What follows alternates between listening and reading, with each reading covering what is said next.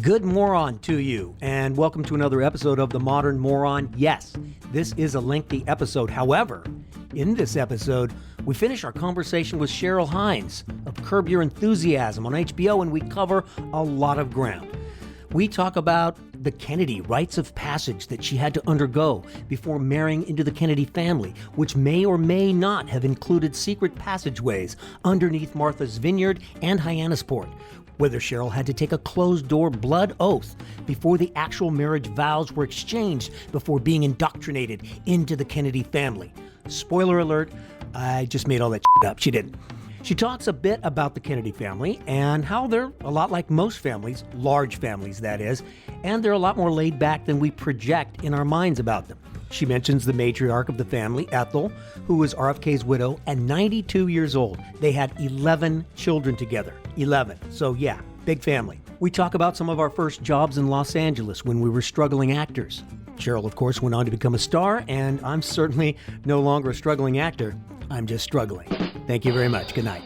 And a crazy story of Cheryl having to go to a state hospital, which is the equivalent of a Stanley Kubrick film version of The Shining, which happened just as the very first Curb Your Enthusiasm HBO special was airing.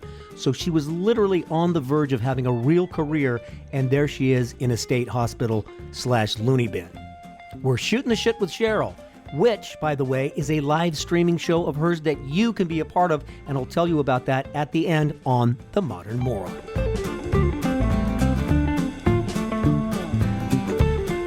What's kind of ironic to me is that, because we've known each other a couple of minutes, if you will. Right? Mm-hmm. I've never heard you talk about politics, ever. Yeah. We just never did. Yeah. And I never heard, that was not an interest to you. And you up marrying a Kennedy. I know. Did you? Oh, this is what I want to ask you. So when you guys made it official that you were going to get married, I picture in my twisted mind that you had, like, the Kennedys brought you in and said, all right, here's the deal. You have to take a Kennedy 101 class, sort of like a citizen has to be. In order to become a citizen, you have to take this test and know the Declaration of Independence, that you have to take you have to take a Kennedy 101 class. Yeah. And know everything about, did somebody bring you in behind closed doors and say, okay, here's the deal? I would love to tell you that I was in a, library and somebody pushed a secret panel and then we walked through a door and I sat down and we all had brandy and discussed the secrets. That sounds really specific for it not to have happened. Yeah, right?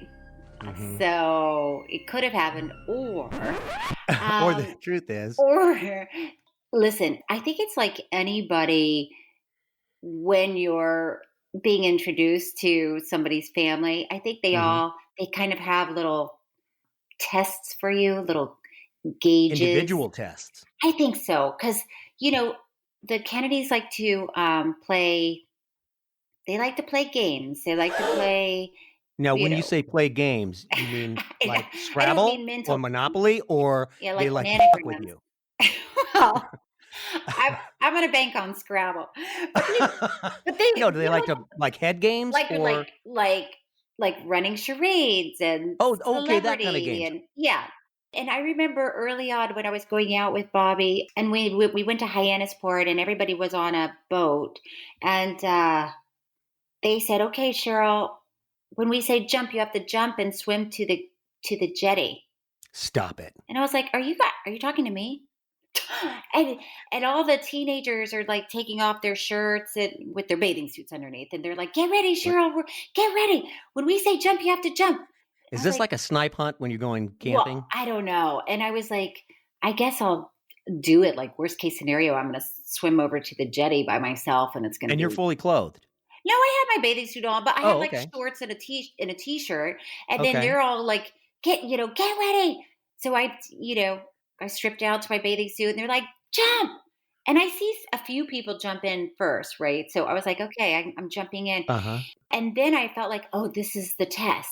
And I'm swimming, as fast as I can because I need to keep up with the group. And I think that the people on the boat are watching to see if I can swim from the boat to the jetty. And then I'm like swimming, Thank goodness I'm a strong swimmer because I grew up in Florida, and I'm like, okay, Okay. I know how to swim. So I'm swimming, and then the person in front of me yells, "Jellyfish!" And I'm like, oh my God. Now I'm swimming through jellyfish over to the jetty, like just this, pile of rocks that extends out into the ocean. And I'm like, I guess I'm gonna figure this out once I get there. But then you swim to the jetty, and then you have to pull yourself up onto the rocks. And fortunately, one of the young people, 20-year-olds, helped me onto the rocks. And then you have to walk on the rocks back to the shore, and you cut yourself. Like They're jagged rocks. Yeah, it's not meant for people walking on. Yeah, it's a man-made jetty. Yeah, so then so you cut yourself, and then later I'm like, wow, is that a real thing? And all the adults are like, yeah, we've all done it. Like, we don't do it now, but you have to do it. It's like, oh, okay. So there are little things like that where it's like, well, what about somebody yelled jellyfish? Were there jellyfish, or was that a code word for try to drown Cheryl?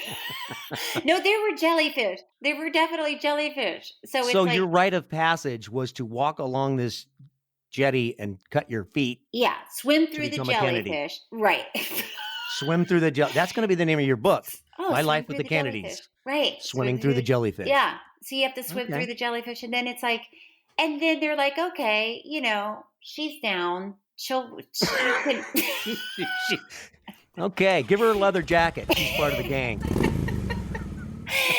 So and then it's interesting because I remember talking to Ethel like the first summer I was there, and we were sitting outside eating dinner, and she said, "Is this what you thought it would be?"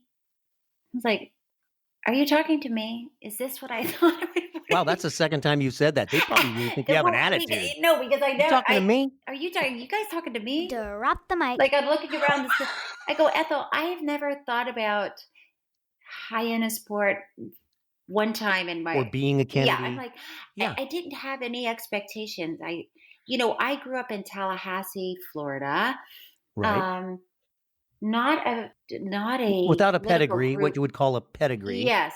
Like, I was on free lunch at some point in my life. We didn't have money. I didn't think I would ever go to college. It was just like I went to beauty school. I did end up going to college, but it was just a different world, right? It was just like, I think the average person just trying to get through the day, and the family trying to pay their bills, and So I never really sat around thinking about, someday I'm going to be a Kennedy. I'm going to be in Martha's Vineyard. I never gave that one bit of thought. So it's... what was her response? Did she have any? I think because their family is much more maybe casual. There's not... They're more casual than you would expect them to way be? More casual than you would They're more laid back. You expect all this royalty. Right. You think it might be I mean, I imagine some people might think it's fancy or something.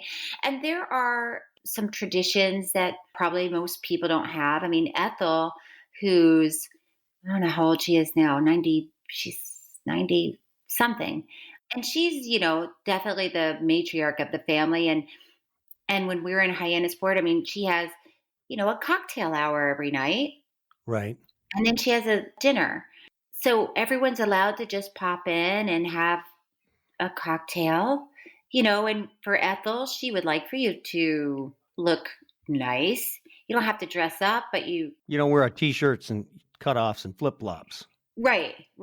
You could, but she's not. You know what I mean? She's like, but she also doesn't wear shoes. She's barefoot because she's relaxed in her house, but she looks nice. So it's cute because it's sweet, because there are some traditions like that that are so nice. I mean, I think it's a great idea. I love the idea of having like a cocktail hour at my house, and people can come over and have, a drink or a soda or whatever, and just sit and talk for an hour, and then go home and go to dinner. Mm-hmm. So there are things like that one might imagine, but at the same time, it's like they can be a very gritty group. It's like it's just as happy everybody's sitting around having hot dogs on a paper plate. Right. That's how most of them are. Well, if you're a big family, you learn how to survive within the family, Right. Brothers and sisters have quarrels Right. but then if somebody from the outside comes in, like, hang on, don't touch my little brother. Right. Yeah. Exactly. And it's just in a more public way. Right. Very much more. Yeah. Yeah. Also, there's the idea that you're just not a political person, but now you kind of have to be. Well, it's interesting because I've never been that. You've never had really staunch, hard and fast political views or a platform. Well, I will say this, Stephen, and I haven't really talked about this with anybody before, but it's funny because when I first registered to vote, I registered as an independent. Independent. Because I thought, why would you put yourself in a category? Mm-hmm. And then as I learned more about politics, I changed it. I'm like, I'm definitely a Democrat. And then when the Gore v. Bush happened, 2000, I felt devastated. And I felt the hanging chads. Yeah, hanging No, chads. well, it was your fault, Florida. Isn't that where it all happened? Yes, that's where it all happened. Right. And I felt like there was such an injustice, and I felt like, oh, democracy is not what I thought it was in the United States. I thought it was something different, and it's not what I thought it was. So I was very, not that I was out on the streets campaigning then, but I just had this sort of blind faith that, I don't know, like the people voted and whoever. The system would work. Right, that the system would work. And I was that there are 3 branches of government for a reason, and the cream will rise to the top. Right. I was so disenchanted by it that I was like, oh, okay, I need to take a step back. It's just not what I thought it was. So yes, I'm a Democrat, and I definitely support the Democrats, but I also feel like the only way to get anything done in this country is for the Republicans and the Democrats to compromise, listen to each other and compromise. And that's going to happen towards the center of the aisle, not way over to the left of the aisle or way over to the right of the aisle. Right. So it's just, it's so discouraging to me, and it's like period. The money, and the money in politics is also mostly tainted in one way or another.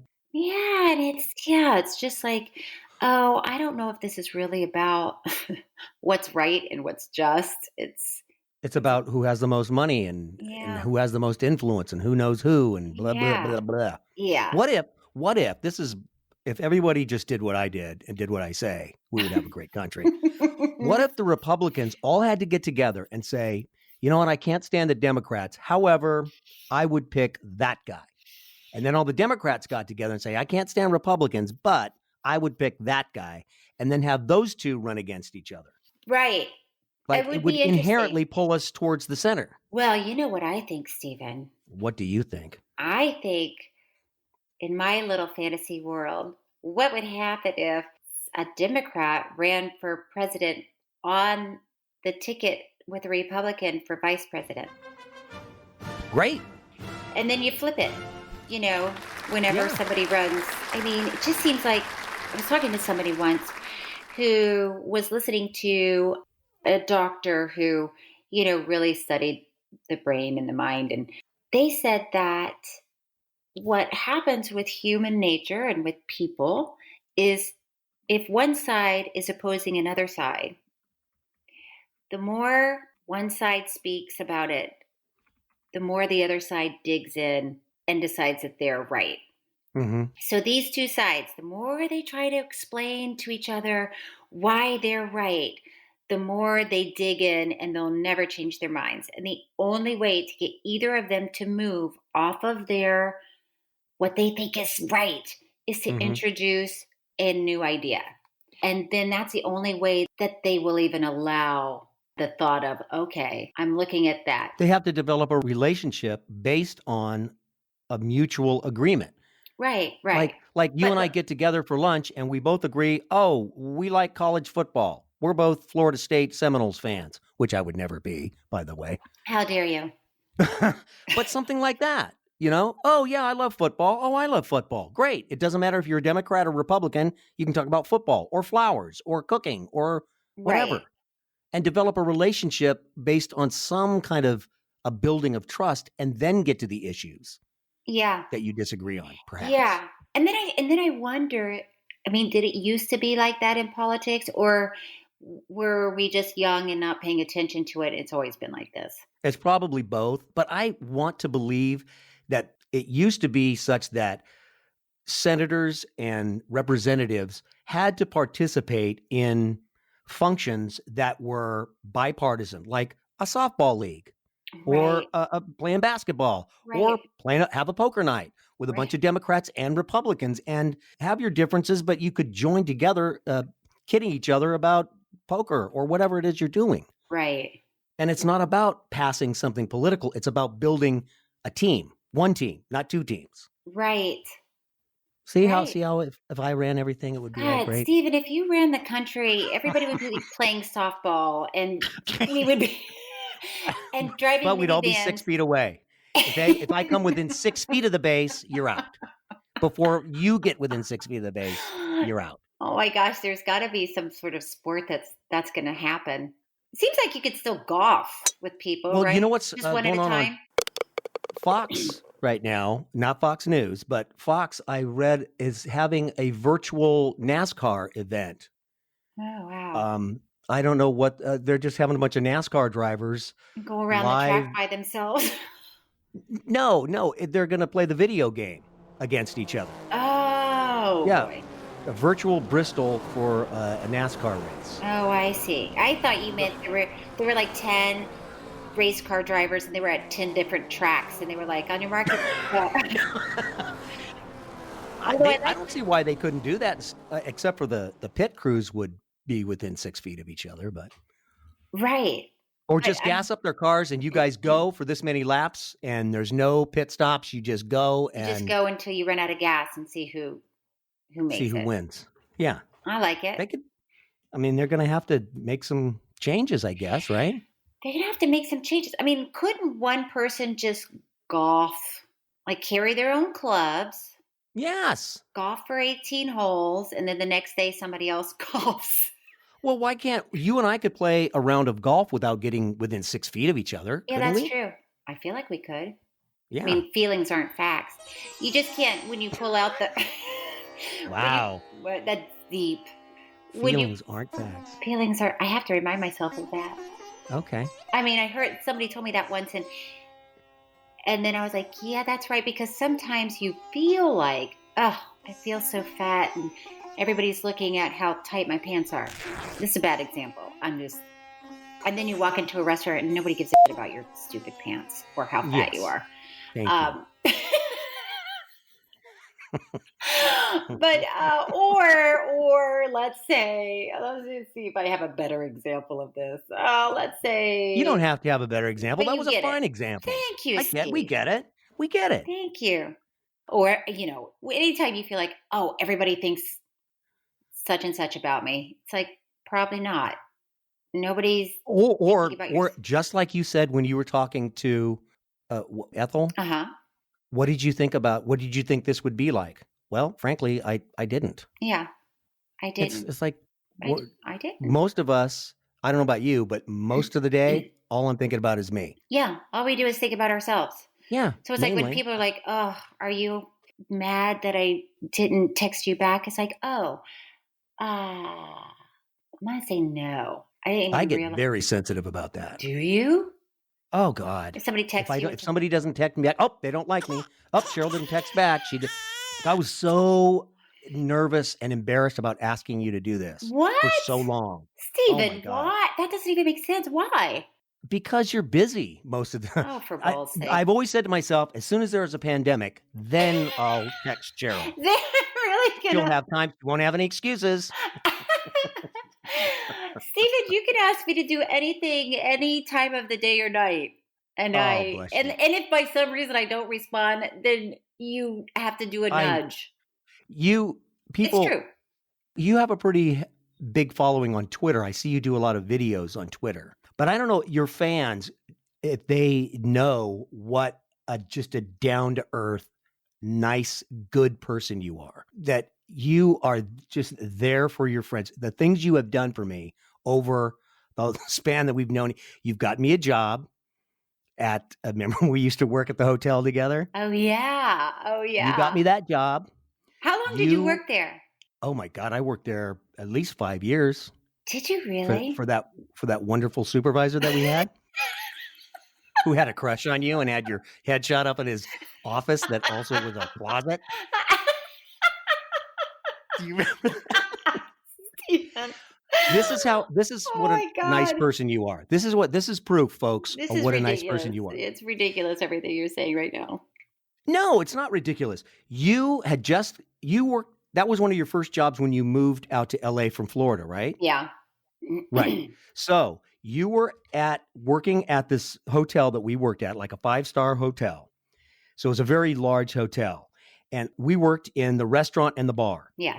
And I had not come to work there yet. You had been there a couple of years by the time I got there. But you had said, all I want to go to this school called the Groundlings, and I can't afford it.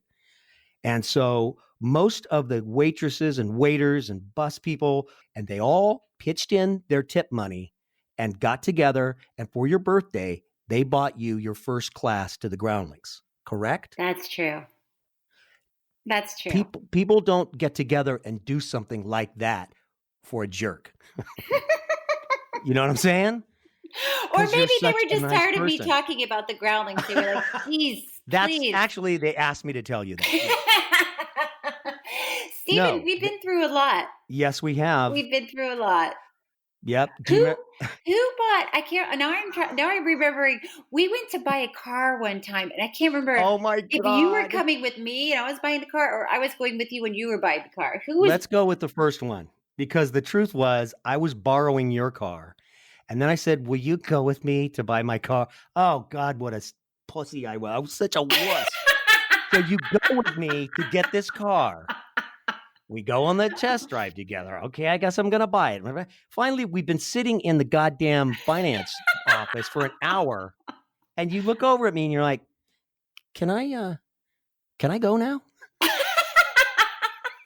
And I was trying to think of a reason why you had to stay, and I couldn't think of anything. It's like, yeah, I guess we can go.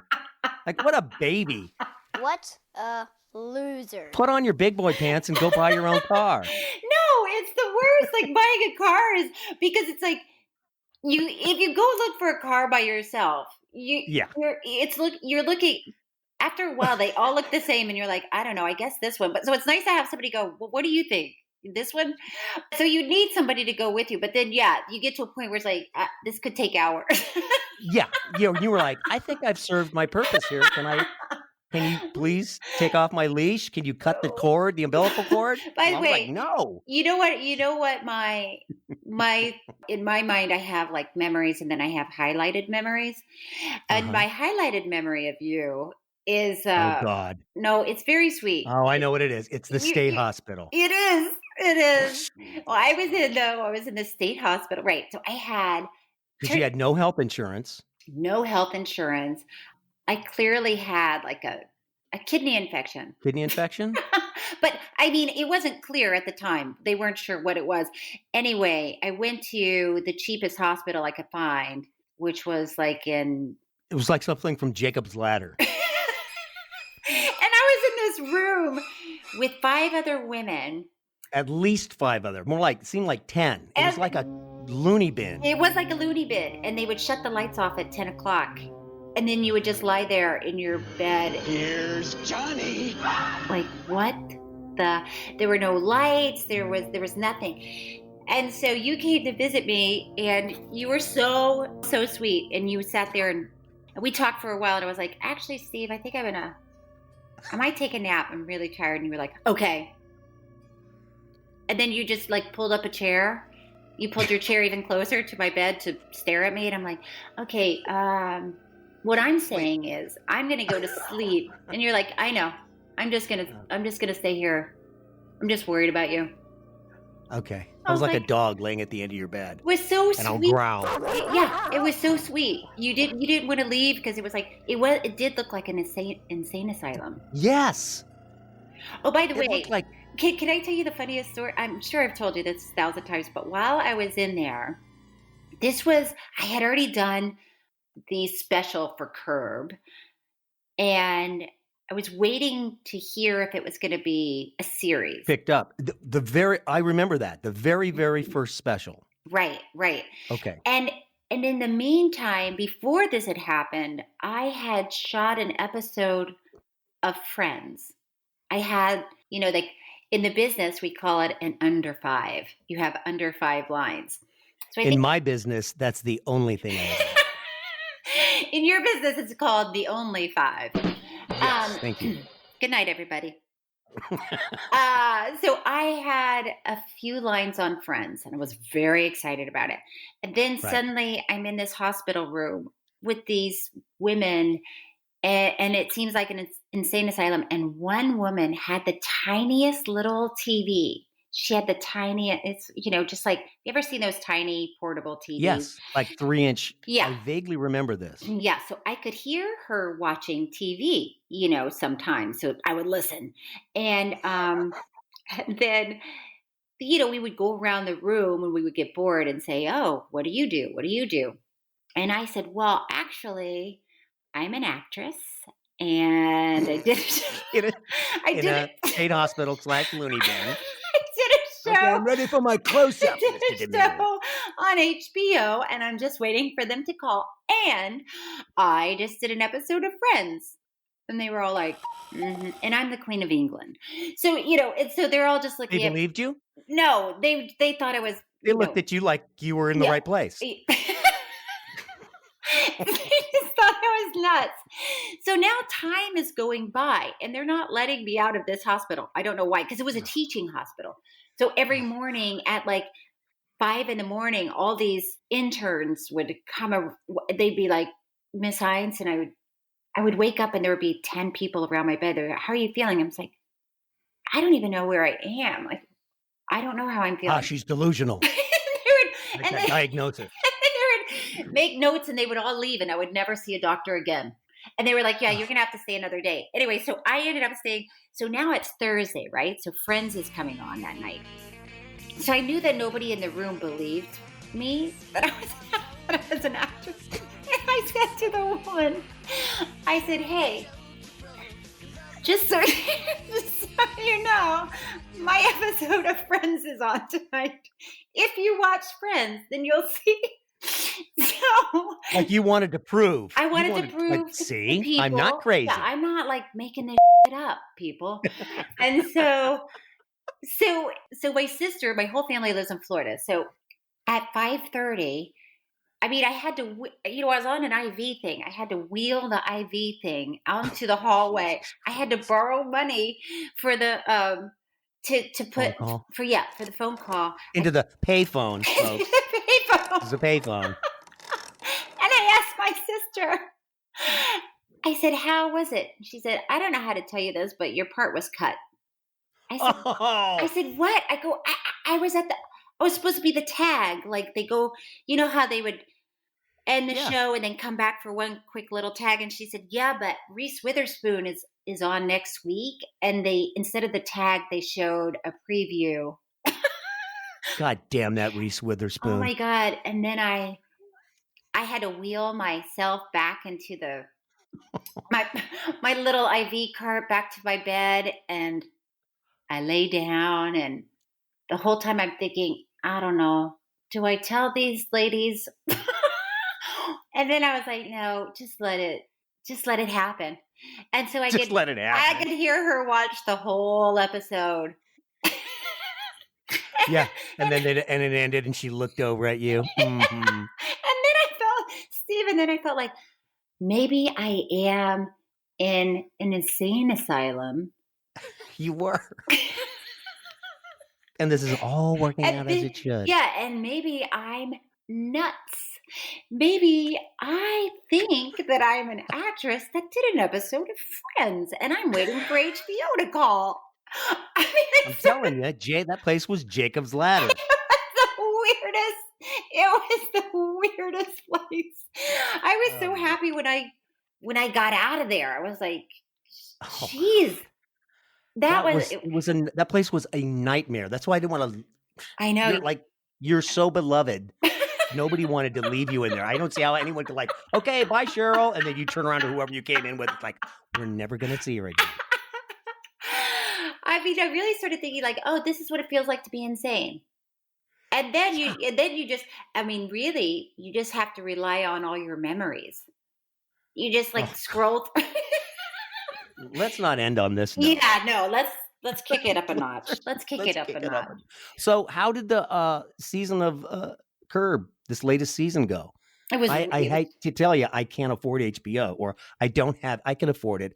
I don't have HBO, but I choose not to spend your money on it. No, I need to get it. It's got such great content, from Game of Thrones to Curb Your Enthusiasm. I need to get HBO. You can. How did the season go? The season was great. It was really fun, and a lot of people say that it was kind of a Larry at his best, because it wasn't an elaborate arc. So sometimes, I mean, he moved to New York one season. So this season was more about, all the little things that drive Larry crazy. And a lot of it was about sort of breaking the PC code that everybody's trying to adhere to. So just making fun of ourselves about, I don't want to say. People are talking about it. Somebody told me hey, they love the show, and that Larry opens his own coffee shop, and in the bathroom he refused to have a stall because he didn't want anybody taking his shit in his coffee shop. Yeah, it's silly. Only number one. Yeah, it's silly and ridiculous and fantastic. Oh, awesome. Yeah. All right. Yeah. Well, I have enough for probably 2 episodes. Easily. Well, so you would do this again. This was easy enough that you would do it. I would love to, Stephen. Oh, if you ever want, how many podcasts have you done? You must have been asked to do podcasts, right? I haven't really done that. I mean, I have, but I've always gone into studios. A studio. Yeah. Yeah. Like professional. You've done professional podcasts. Not mine. Well, no, it's Stephen. Now this is it. This is the new. And this will be your platform. If you have something you want to talk about, you could retweet it or whatever. That. This will be the show is called The Modern Moron. Will you send me a link and I'll tweet it or Instagram it and stuff? Yes. Oh, great. I would love that.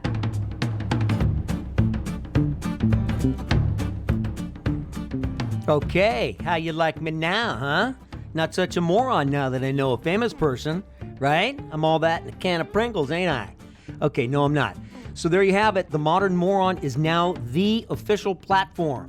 When Cheryl Hines wants to have a platform. All right. Actually, if you're a super fan of Cheryl's, you can go to officialcherylhines.com. It's all one word, officialcherylhines.com, no spaces. She has an online show right now called Shooting the Shit with Cheryl. You can get some FaceTime with her and her guests. It's a weekly live streaming event. You go to the site, click RSVP, and you can get a link to the show. It's currently on Zoom, so there are a limited number of spaces per week. I'll put a link to that at the bottom of the description. My thanks again to Cheryl Hines, and we'll see you next time on The Modern Moron.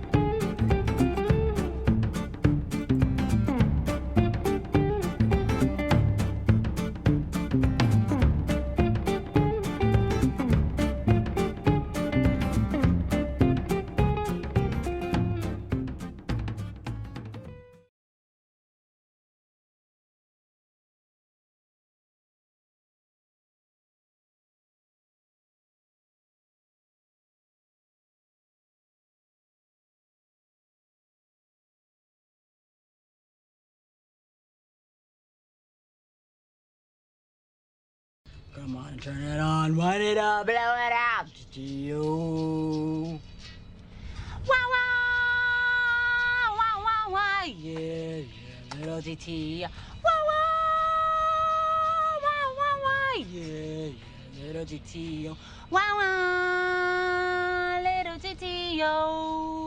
White boys make some noise. Oh, let them know that we are right here. White boys make some noise. Pound, pound. Let them know we ain't going nowhere. What? Can't stay at White boys school. make some Oh, noise. folks say you're probably Right here, right here. White boys make some noise. Door. Let them know we're out nowhere. I got